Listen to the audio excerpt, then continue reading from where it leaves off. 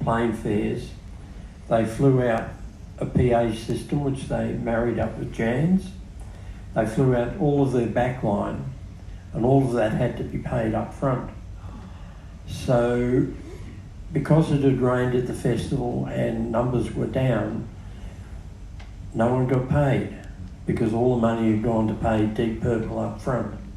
So many years later, when they came back to Australia, Bob Hawke was Prime Minister at that stage, I think, or at least head of the ACTU.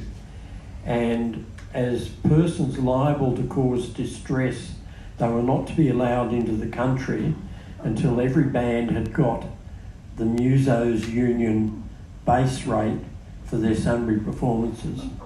So Deep Purple actually paid for everyone's performances, but I think it might have been about $1.50 or something. $30 a plane. Yeah. I actually had meetings with the Musicians Union and provided all the door lists for every musician that appeared on 75 and had secret meetings with them down in the pub.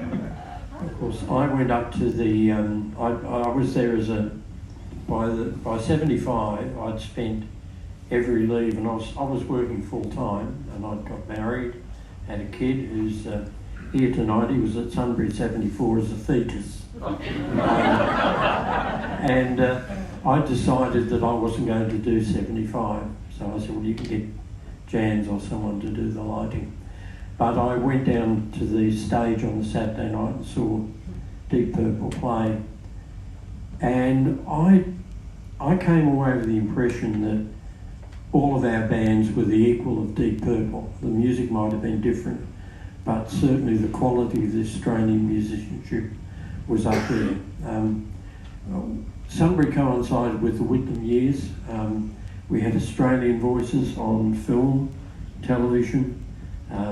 Patrick White had just won a Nobel Prize for Literature, and all of a sudden everyone was proud to be an Australian. And I think at that point that Australian music ceased to be a pale imitation of what was going on in the United States and England, and that was the start of it becoming an export industry. And these days we are still an export industry in Australian music. And I think a lot of that is owed to what happened at Sunbury. Yeah.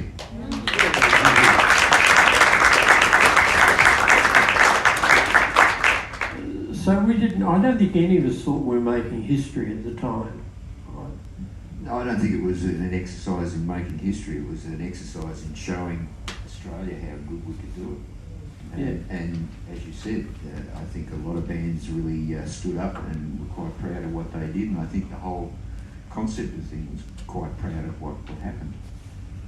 Because I was working in an Australian Entertainment Exchange in the booking room, and what actually happened after Sunbury is that you noticed that the people were ringing in for gigs, and straight away those bands had absolutely got prime spot, prime lights, the best sound, whatever. Their bookings went through the roof, and straight away the fees went up, and for the next 4 months they were all of a sudden just in demand.